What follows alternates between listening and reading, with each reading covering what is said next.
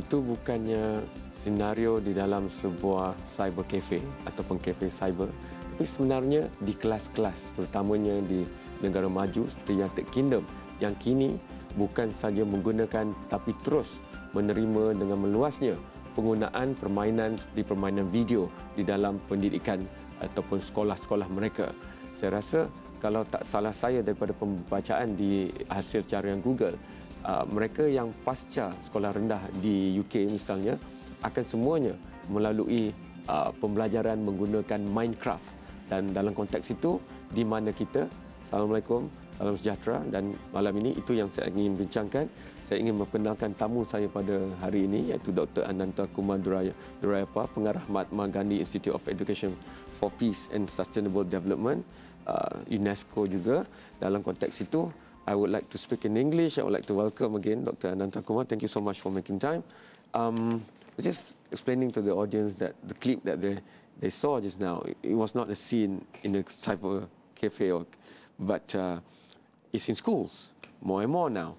But it's not in Malaysia yet, because in Malaysia we're still at the level where is the smartphone good or not? Would the kids being exposed to so many games around them good or not?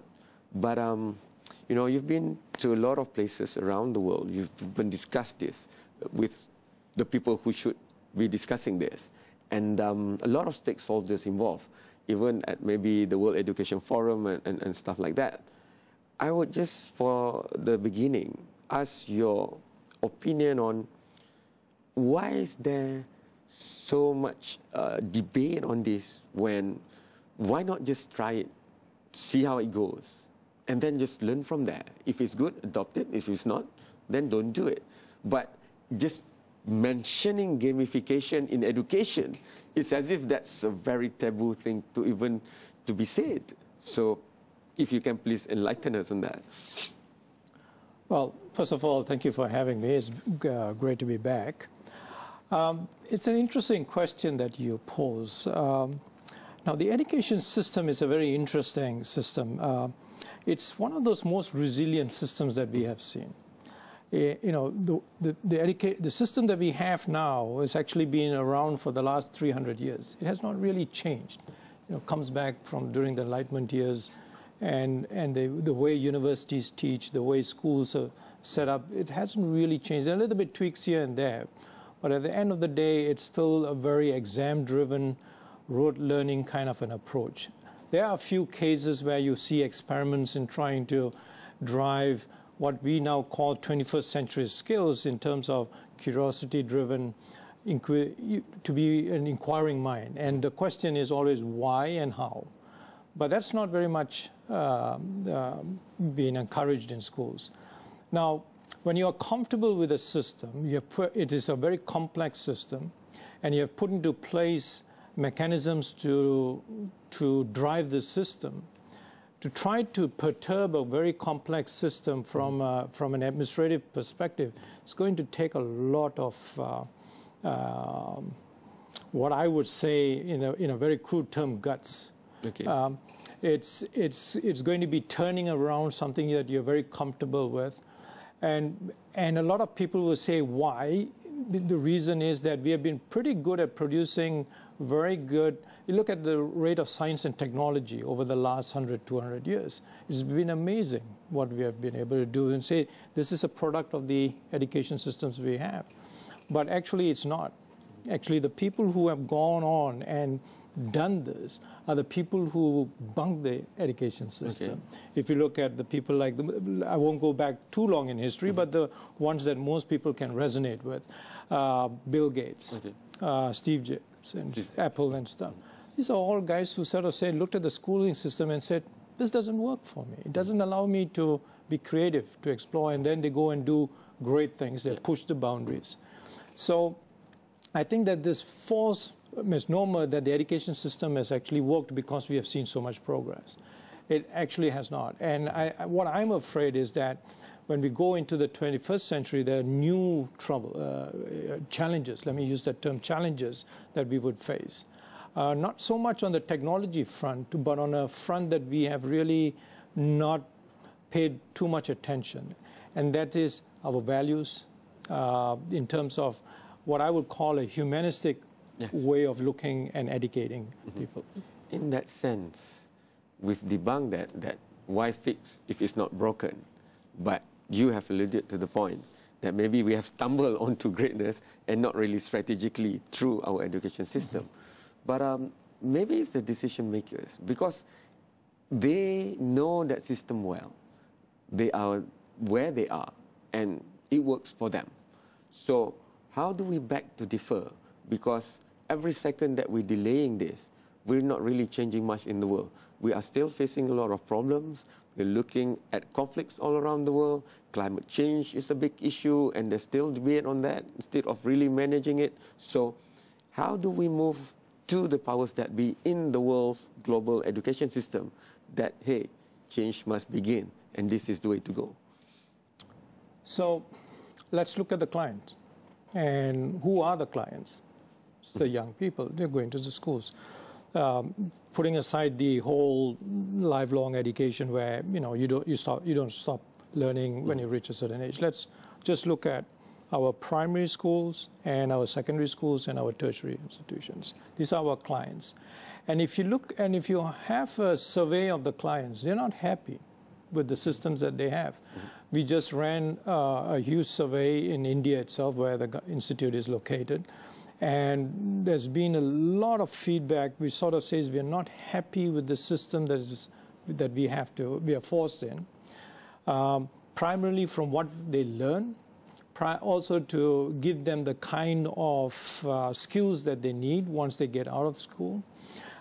Two, they just are not happy with the kind of pressures, and you can see that the pressures on the student has increased exponentially over the last few years. So our client base is saying, we want change. Let's listen to the client, just like any good business would do. You look at the client. Okay. Doctor, I have to go for the first break, but once we are back, I want to go towards sustainability, but before then, I want to be a bit more real in raising consciousness on this, is that for the longest time, a lot of effort is focused on meeting the demand of the market. Universities are geared up. Now R&D are supposed to gear up for the market demand and everything else. But is that the right way to go? Because we know we only have one Earth. We have to solve the issues of pluralism, not just for commercialism, but for people to really appreciate one another. Would our education system on the current trajectory that is on now just produce people who can earn and be wealthy, but not people who can really solve the wrongs and the ills of the world? And this is the part where I want to put in, just focusing on engineering, technology, high technology and that, but where's the soul in it? Where's the social sciences and humanities that's supposed to let you also be a poet while you're studying nanotechnology, for example? Because then you have more sense in the nanotechnology R&D that you're doing. That we'll discuss after this short break.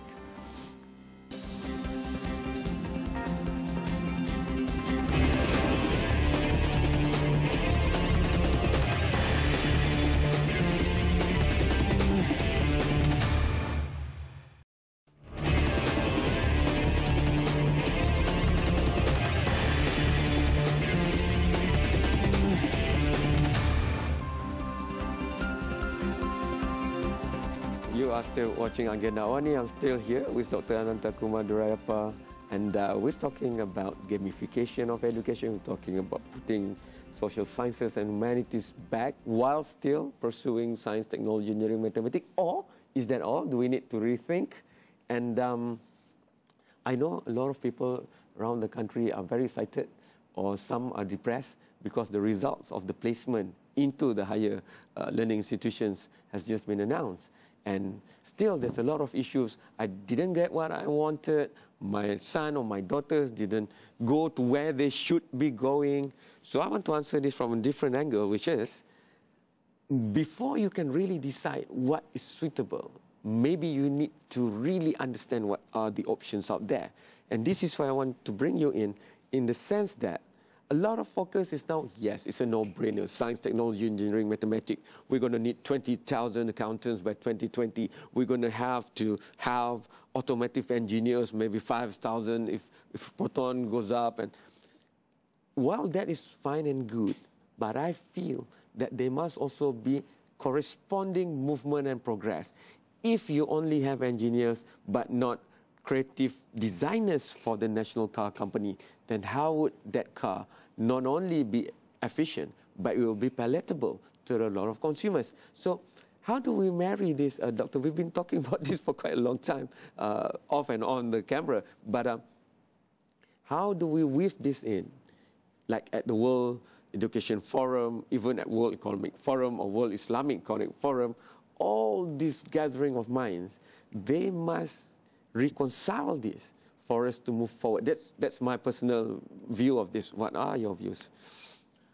So, you know, you've asked a very complex question, and with the time that we have, I can go on for days on this.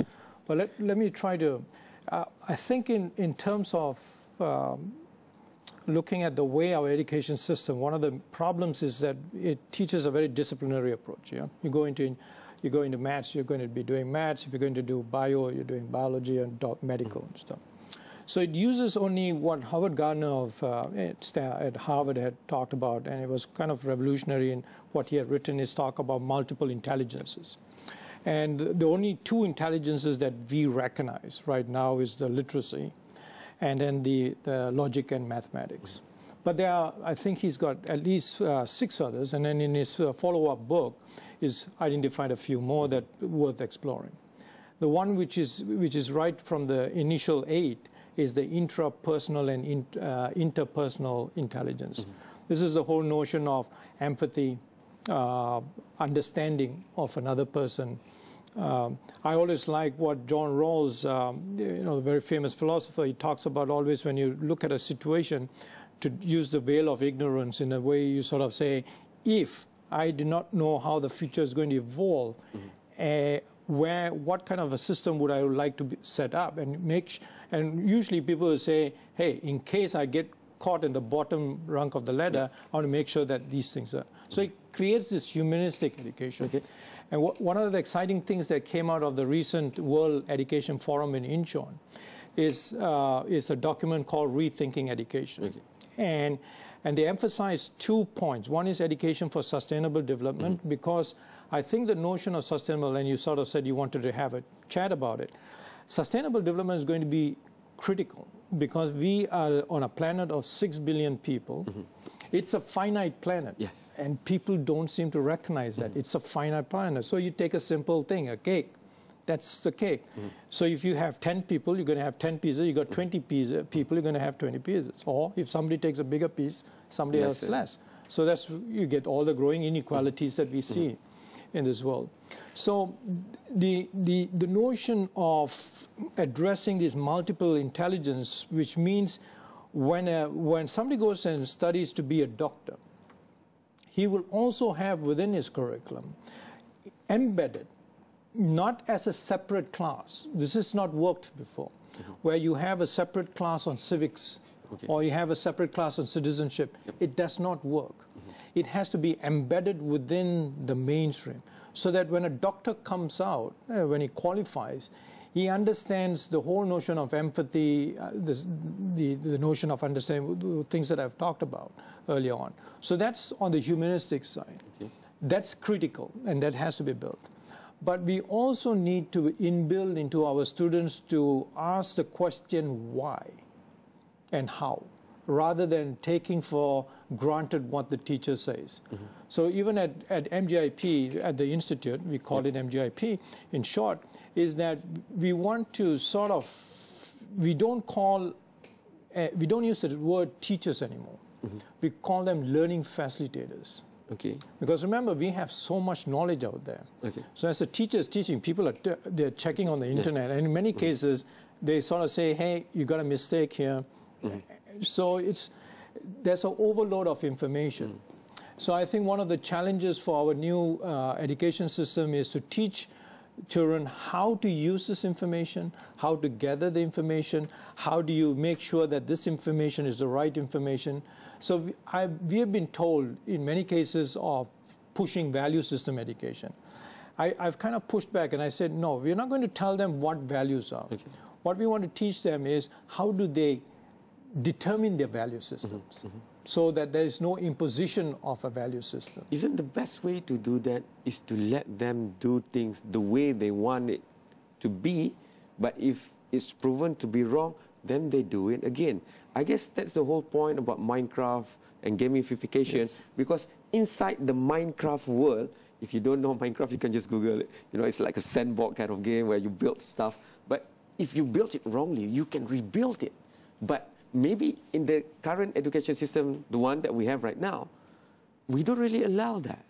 You know, I remember a very critical 17-year-old asking me just a few weeks ago, the question is Malaysia still being colonized? Then she answered, yes, it's about mental colonization, it's about economic colonization. Then she told me that the teacher said, that's wrong. It's not in the scheme of answers, so that is wrong.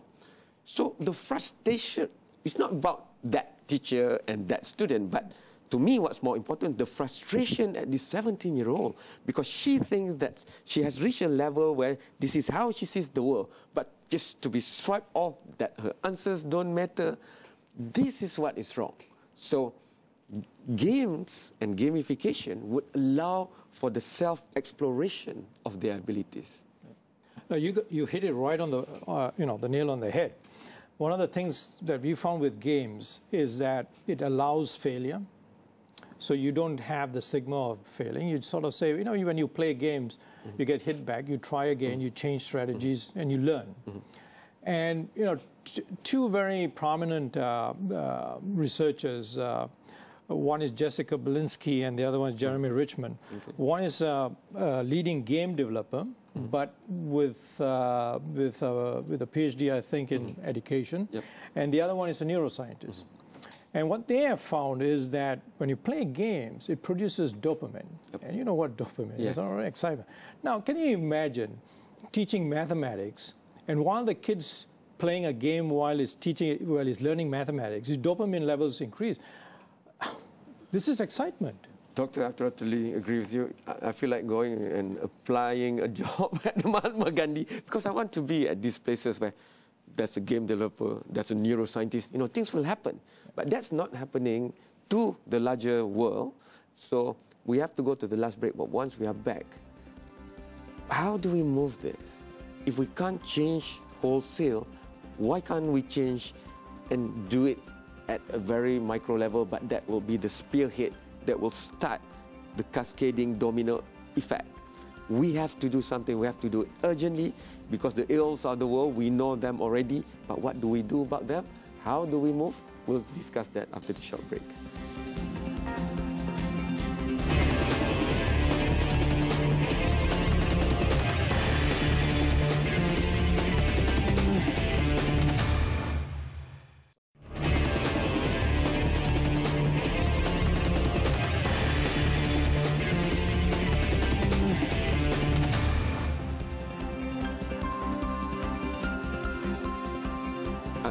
I'm already having a discussion with Dr. Anantagoma, but there's a lot of challenges. But taking the dopamine-inducing games, maybe it's because every time we look at the younger generation, you're doing nothing much. Just lying there on bed and playing this mobile device of your favorite game. And my perception is you're not doing much. But to that particular young person, his mind is talking to other players around the world massively. Network can link games competitively. At the same time, the adrenaline is rushing. The satisfaction that he gets by finally breaking that hurdle or defeating the team that have never been defeated before, then his body chemically produces dopamine. So adrenaline, dopamine, and the old preaching voice of a guardian, mother, father, whatever it is, or whoever it is, let alone a scene at a public school. the scene I just described might be a scene in the house, and that's easier to change, control, or modify. But 10,000 of schools in Malaysia, inequality of resources, infrastructure, inequality of the skills of the administrators and experiences. So, Doctor, what's the best way? When you go to World Education Forum, when you're at MGIP, everywhere you are in the world, what are the solutions being really looked at and implemented all around the world on this? So, in education, we have three, I would say, three forms of interventions, policy-wise. So you have the formal system, which means that's through the Ministry of Education, your schools, public schools and stuff. Then you have the non-formal, which is your private institutions. You can call them mocks, even some of that non-formal. Yes. And then you have the informal, which is where the games fall in if they're not been integrated into a curriculum. As a UNESCO institute, we will have to address all three, because one is, as a UNESCO institute, we are a tool for the member states. That's the 193. So we do work with national commissions, which are in a majority of cases situated within the Ministry of Education. So that's an entry point. But as you just alluded, it's a system which is kind of steeped in inertia. It takes a long time. It's policies, and even if there is some movement towards that, it takes a long time to change policies and stuff. But we do address that. And instead of going directly with games, we've kind of just launched what we call the Libra program. Okay. It's learning through issue-based, reverse embedding, what we call it. So what, in a very quick way, it is that, let's say you mentioned climate change. Yeah. So we take climate change. What is climate change? Well, to understand climate change, you'll need some understanding of physics, some understanding of chemistry. So you link it up to the chemistry module. So then you sort of say, what I'm learning in chemistry is so useful to this. And then if you want to learn how about climate, the dynamics, mathematics. I, for the first time, after I think about 18 years of learning calculus, realize why calculus is so beautiful. When you learn, how it's in climate change and stuff. So that would be the formal. But the informal is the easiest one with the games, because these kids are going to be playing games. But rather than let them playing, Halo is good in a sense, it's a very violent game, it's shooting and stuff. But what you can take advantage of the fact that kids are going to play games. So there was one which was just produced, which is a brilliant War of Minds. And it kind of reverses the whole Halo effect. And in what it says is you are put into the situation of somebody who has to survive a day in a war-torn zone. And then you understand why war is so nasty. Doctor, I want to wrap this up by maybe taking the low-hanging fruits, but also linking it to the future. Because to me, rather than, the wrong way to do this would be, yes, I agree to gamify, so let's gamify chemistry, physics, biology, whatever else, mathematics. But why can't it be like as simple as Candy Crush? Because it's progressive, but from one tree, the branches will be the different subjects and experiences, but they are not introduced because you have to learn mathematics. You need mathematics to progress to the next level because it will unravel and unlock the problem that you're having. I guess from now, a group of people must sit down because it not only will change the world, it is also not distant from maybe commercial interest. You will have to come back. I want to delve into that further. Thank you so much, Dr. Ananta Kumar Durayapa. Thank you so much to you. Terima kasih banyak. Antarkan pandangan anda sendiri tentang topik pendidikan ini memang sebegitu penting. Dan semua Facebook, Twitter, YouTube, Instagram, Awani bersedia untuk ini. Ataupun buat turun aplikasi mudah alih iOS dan Android supaya anda boleh menonton dan juga memberi komen secara langsung di gadget mudah alih kegemaran anda. Sekian, selamat malam. Terima kasih. Jumpa lagi. Thank you very much.